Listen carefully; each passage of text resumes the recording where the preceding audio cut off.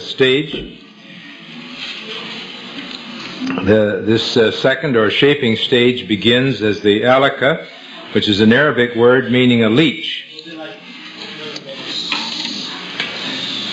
And when I was first asked about this, did the human embryo look like a leech? And when I thought about this for a few minutes, I realized that it resembled the leech very closely, as you will see.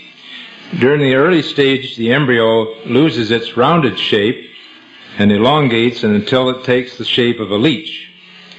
And this picture here, I went over to our library and got out a book on leeches and had my artist draw that exactly from the textbook showing a leech. And here's a human embryo here, and they're on the 21, 22 days. And I think you have to agree that they look very much alike.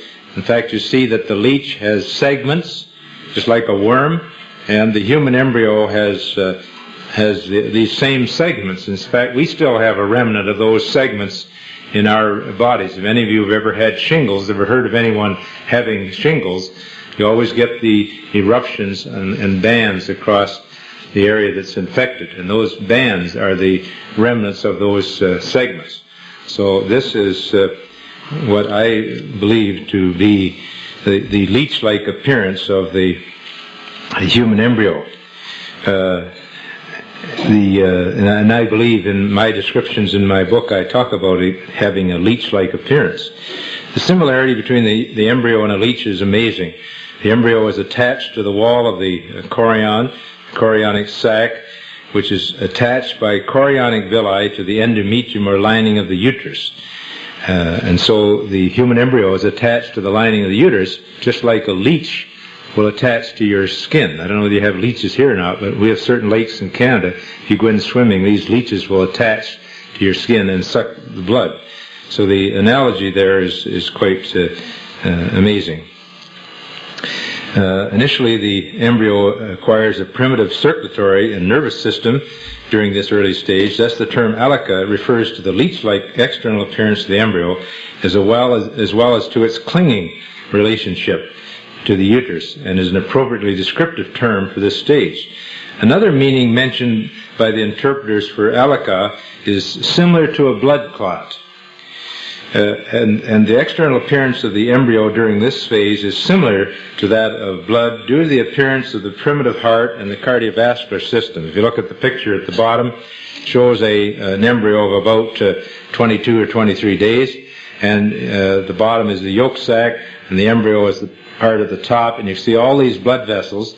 And if you were to see an embryo at that stage, and I should say that most embryos will undergo spontaneous abortion at about this stage. In other words, when they're about 2 or 3 weeks old, they will often spontaneously abort. That means that they just are expelled from the mother's uterus without a known cause, although we've done a lot of studies on this and find that many of them have very abnormal chromosomes, and they couldn't have survived if they had lived.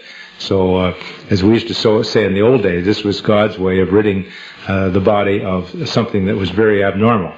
But anyway, we do know that they are aborted at this early stage, and they do look like a clot of blood, because when they pull away from the uterus, then you have all these exposed blood vessels which have the bloody appearance.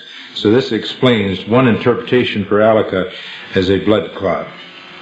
I prefer the one being a leech-like structure.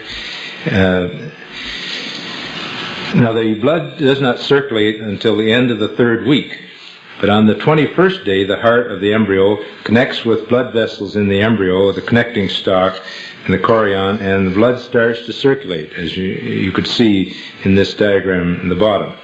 Thus, the embryo takes the appearance of a blood clot, even though its blood is fluid. And these features incorporate the other meaning of a blood clot for the علقه phase.